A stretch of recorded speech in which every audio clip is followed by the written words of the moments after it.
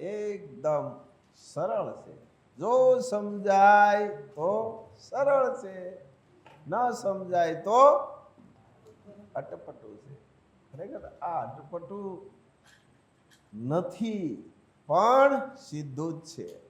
કરવું પડે અને ઓલું કરવું ન પડે, બોલીને હાલે. ગહન શા માટે? કે કરવું પડે ને, આચરણ કરવું પડે. સત્યનું આચરણ કરવું પડે. ને પેલામાં અસત્યમાં ખાલી બોલવાનું, એમાં આચરણ આવે નહીં. આટલો ભેદ, આટલો ભેદ. સત્યમાં આચરણ અને અસત્યમાં ખાલી બોલવાનું. મારે જરૂર નથી, બીજાને જરૂર છે.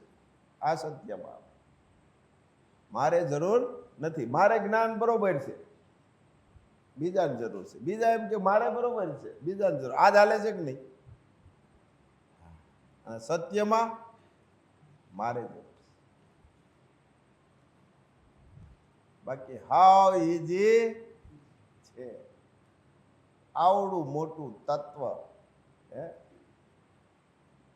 સુપ્રીમ પાવર આ ધરા પર આવ્યામાં અદ્ભુત છે.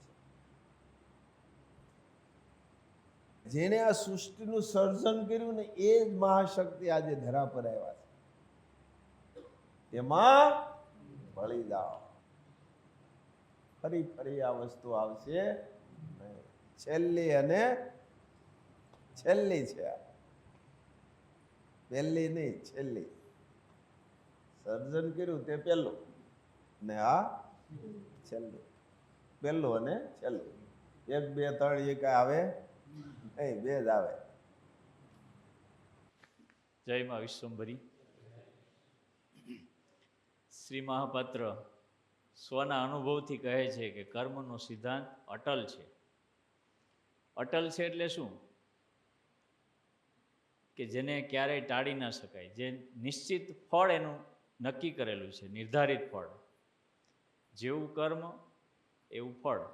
જેસી કરણી વેસી ભરણી. જેવું કરીએ એવું પામીએ. આપણે બધી સાંભળીએ છીએ. શ્રી મહાપાત્રે તો અનુભવ કરેલો છે.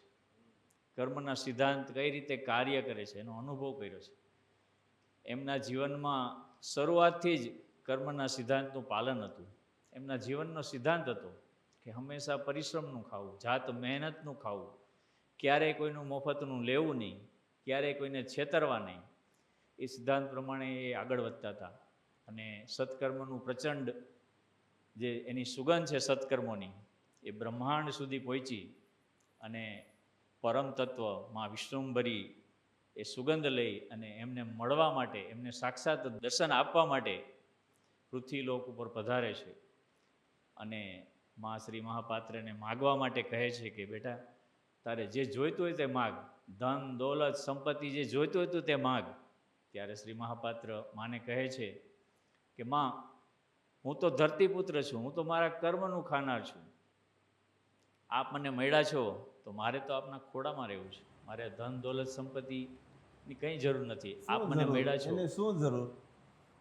શું જરૂર? હે?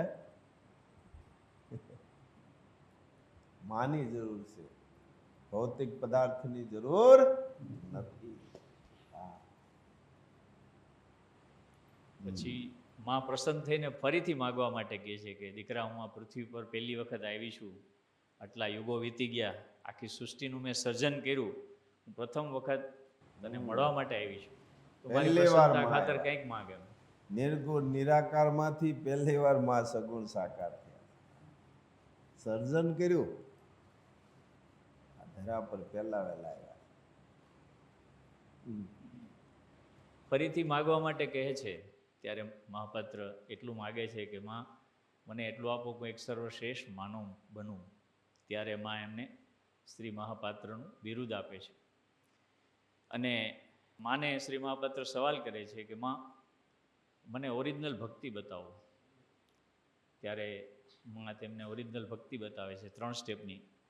એમાં પણ કર્મની સિદ્ધાંતની વાત આવે છે કે જે મનુષ્ય પોતાનું કર્તવ્ય અને ફરજ નૈતિકતા અને પ્રમાણિકતાથી નિભાવે તો એમાં 80% ભક્તિ આવી જાય છે.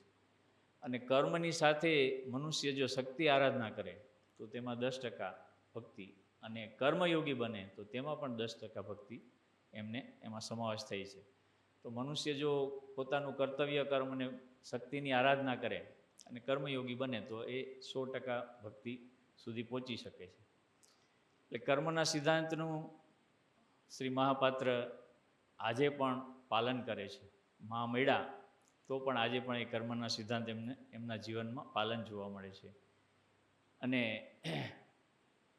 માએ એમની સાથે 45 મિનિટ વાત કરી ત્યારે કર્મ ધર્મની ઘણી બધો વાતો થાય છે, કર્મના સિદ્ધાંતની વાતો થાય છે, કઈ રીતે વર્ક કરે છે. અને માને એ પણ સવાલ કરે છે કે માં, આજનો મનુષ્ય દિન દુઃખી કેમ છે?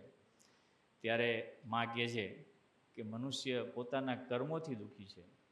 જો પાછલા જન્મોમાં એને જે હીન કર્મો કર્યા છે એનાથી આજે એને દરિદ્રતા અને ગરીબીમાં આજે એને ભોગવવાનો વારો મા આવે છે. સાથે જે 45 મિનિટ જે સંવાદ આવ્યો ને, ખાલી માએ વાત જ કરી એવું નથી હો, પ્રત્યક્ષ અમુક પાછી પ્રિન્ટ બતાવતા ગયા, કહેતા ગયા અને પાછું બતાવતા પણ ગયા. હા, તેવી રીતનો આખું સંવાદ આવ્યો. નકર હું વાત કરી દીધી પણ એમ નહીં, બતાવતા પણ ગયા.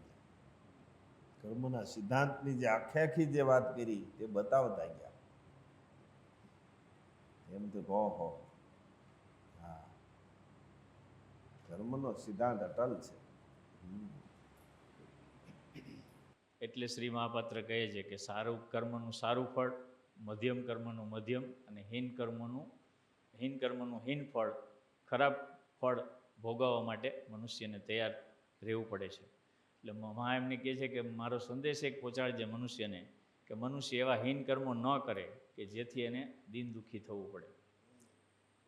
પછી મા સાથે 45 મિનિટ વાત થઈ છે. એમાં શ્રી મહાપાત્ર કહે છે માને અનેક સવાલો કર્યા, એમાં એક પણ સવાલમાં માએ કોઈ પણ વાક્યનું રિપીટેશન નહોતું થયું, પણ કોઈ એક વાત વાત છે, ફરી વખત થઈ જ નહીં. જે વાત થઈ એ બધી વાત ટૂંકા શબ્દમાં બધી માએ કરી, પણ એક વાત ફરી વખત રિપીટ ક્યાંય પણ થઈ નહીં. 45 મિનિટની અંદર કોઈ પણ વાત રિપીટ થઈ નહીં, પણ એક વાત રિપીટ થઈ 3 વખત. કર્મનો સિદ્ધાંત અડાલ છે. હા, 3 વખત રિપીટ થઈ. કેટલું ભાર હશે વિચાર કરો તમે, કેટલો ભાર હશે રણછોડ. આ વાત ઉપર ભાર બહુ આપ્યો એમ. કર્મનો સિદ્ધાંત અટલ છે. જ્યારે એ બોલે ને તો એ આખી વસ્તુ આખી આ મમ્મી એ આખું અલગ થઈ જાય. હા, હા, આમ ભાવથી નહોતા બોલતા. કર્મનો સિદ્ધાંત અટલસિંહમાં જ્યારે બોલતા હતા ને આમ ભાવથી નહોતા બોલતા, આમ વજનથી બોલતા. એટલે કે ચેતવણી ઘોડે આપતા, ચેતજો એમ. એ સિદ્ધાંત અટલ છે, જરા પણ ફેરફાર થાય નહીં. એટલે વજનથી બોલતા, જે અસર થાય તે રીતે બોલતા. આપણે દાંત કાઢતા કે કર્મનો સિદ્ધાંત અટલ છે, આ નહીં, આ જીત થાય ને, દાંત કાઢતા જઈને બોલી નાખી, દાંત કાઢતા જઈને બોલી નાખી. આ દાંતમાં વી ગયો, દાંત કાઢવામાં વી ગયો કર્મનો સિદ્ધાંત. વજનથી બોલતા, બહુ વજનથી બોલતા. માએ જે કર્તવ્ય કર્મ અને ફરજની અંદર 80% ભક્તિ બતાવી, તો આજનો મનુષ્ય એ કર્તવ્ય કર્મ કરવાને બદલે પોતાની ફરજ ચૂકે છે, પોતાનું કર્તવ્ય ચૂકે છે. અને ક્યાંથી મફતનું મળે, ક્યાંથી કોઈને છેતરીને લેવું, બીજાના હકનું ખાવું, ક્યાં મિલાવટ કરીને લેવું, એના અને ક્યાંથી ભ્રષ્ટાચાર કરીને લેવું, જેના કારણે આજે ચારેય બાજુ પાપાચાર, ભ્રષ્ટાચાર, દુરાચાર એ બધું જોવા મળે છે. અને આજના જે વિદ્વાનો, જ્ઞાનીઓ અને ધર્માચાર્યો પણ માત્ર ઉપદેશ આપે છે, એમના જીવનની અંદર પણ કર્તવ્ય કર્મ જોવા મળતું નથી. એ ઉપદેશને પણ કર્મ માને છે. એટલે શ્રી મહાપાત્ર કહે છે કે ઉપદેશ આપવું, આપણી પાસે જે કંઈ જ્ઞાન હોય તો એનું માર્ગદર્શન બીજાને આપવું એ આપણી ફરજ છે. ઉપદેશ એ કર્મ નથી, એ ફરજ છે. એટલે એ ભ્રમમાં છે કે હું કર્મ કરું છું, સત્કર્મ કરું છું, પણ એ તો ફરજ નિભાવે છે ખાલી. પોતાની પાસે સાચું જ્ઞાન હોય તો, પણ ખોટું જ જ્ઞાન આપે તો પાછો ફરી દોષિત બને છે. બહુ બને, એ તો બહુ ભયંકર બને. ખબર નથી, અનુભવ નથી, ખાલી સાંભળેલું ને વાંચેલું, જે બીજાને કેવું ને બીજાને પ્રેરવા ને, એ તો બહુ ભયંકર છે. એના કરતાં મૂંગવારે ન ભલે ને યાર. હા, કારણ કે એવા ભાવુક માણસને બીજા ગેરમાર્ગે દોરવા ને એ બહુ મોટું છે. આપણે એક દાખલો જોઈએ કે વાલિયો લૂંટારો હતો, તો એ બધાને લૂંટીને ખાતો હતો, પોતાના કુટુંબનું પણ એ લૂંટીને એનું ભરણ પોષણ કરતો હતો. એક દિવસ એને નારદજી મળ્યા, તો એમને પ્રશ્ન કર્યો કે તું જે આ લૂંટે છે એ એનું ફળ તારે જ ભોગવવું પડશે, અને તું તારા કુટુંબનું ભરણ પોષણ કરે છે તો તારા કર્મો તારે જ ભોગવવા પડશે, તારા પરિવારમાં આ ફળ ભોગવવાનું નહીં આવે. કર્મનો સિદ્ધાંત એને સમજાવે છે. ત્યારે એમ કહે છે કે નહીં, હું તો મારા કુટુંબ માટે કરું છું તો એ બધાને આમાં ભાગીદાર હોય એમ પાપમાં. તો કે નહીં, તું તારા ઘરે પૂછી લે. ત્યારે એ ઘરે પૂછે છે બધા પરિવારના સભ્યોને, ત્યારે એ કહે છે કે તમે જે કર્મ કરો એ તો તમારે ભોગવવું પડે. ત્યારે એને કર્મનો સિદ્ધાંત સમજાય છે, અને નારદજીએ જે એને કર્મનો સિદ્ધાંત જે બતાવ્યો એ અનુસાર જીવન જીવવા માંડે છે. અને પછી એ વાલિયા લૂંટારામાંથી વાલ્મીકી ઋષિ બને છે અને રામાયણનો એ રચના કરે છે. તો એક કર્મના સિદ્ધાંતથી મનુષ્ય ક્યાં સુધી પહોંચી શકે છે, કર્મના સિદ્ધાંતથી મનુષ્યનું કર્મ ઊંચું જઈ શકે છે, અને કર્મના સિદ્ધાંતનું પાલન ન કરે અને હીન કર્મો કરે તો એનું સ્ટેપ નીચે પણ જાય છે. અગાઉ ત્રેતાયુગમાં અને દ્વાપર યુગની અંદર શ્રી રામ અને શ્રી કૃષ્ણ આવ્યા, મનુષ્યના રૂપમાં એમને જીવન જીવીને બતાવ્યું. પોતે પણ પોતાનું કર્તવ્ય કર્મ કરી અને પોતાનો નિર્વાહ કરતા હતા. એમને પણ જીવન જીવીને બતાવ્યું. તો એ રીતે આપણે જીવન જીવશું. અને શ્રી મહાપાત્ર આપણને અનુભવમાં શીખવે છે કે કર્તવ્ય કર્મ કેમ કરવું, કર્મ ભક્તિ કેમ કરવી, કર્મયોગી કેમ બનવું. એ પ્રમાણે આપણે પણ જીવન જીવશું. તો આપણે કર્મના સિદ્ધાંતનું પાલન કરશું તો આપણે પણ આપણા આધ્યાત્મિક આપણો વિકાસ થશે. અને કર્મનું બેલેન્સ કેમ વધારવું એના માટે પણ શ્રી મહાપાત્ર આપણને માર્ગદર્શન આપે છે. એના માટે આપણને ઘણા રસ્તાઓ બતાવ્યા છે. સૌથી ઉત્તમ રસ્તો છે કે આપણે સવાર સાંજ આરતી કરીએ. એક આરતીનું ફળ એક બહુ મોટો યજ્ઞ કર્યો હોય એટલું ફળ આપણને પ્રાપ્ત થાય છે. તો રોજના 2 આરતી થાય તો 2 યજ્ઞ જેટલું આપણા ખાતામાં પુણ્યનું બેલેન્સ જમા થાય છે. પછી વૈદિક સદ્ગુણોનું જો આચરણ કરીએ તો પણ આપણા ખાતાની અંદર ફળ જમા થાય.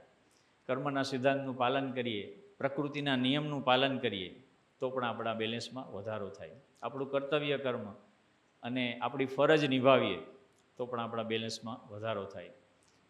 એમના માર્ગદર્શન પ્રમાણે આપણે જીવન જીવતા જશું.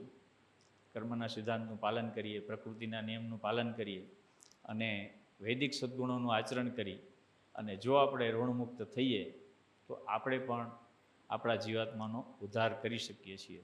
આ છેલ્લામાં છેલ્લી તક છે મનુષ્યને જીવાત્માનો ઉદ્ધાર કરવાનો. તેમના માર્ગદર્શનથી આપણે આગળ વધતા જઈએ અને આપણે આપણા જીવાત્માનો પણ ઉદ્ધાર કરીએ. જય મા વિષ્ણુ. બસ એક જ રસ્તો, સ્વનો ઉદ્ધાર કરવો.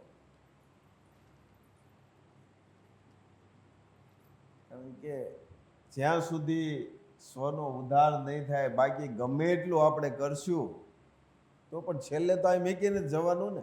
આ શરીર પણ અહીંયા મૂકીને જવાનું છે.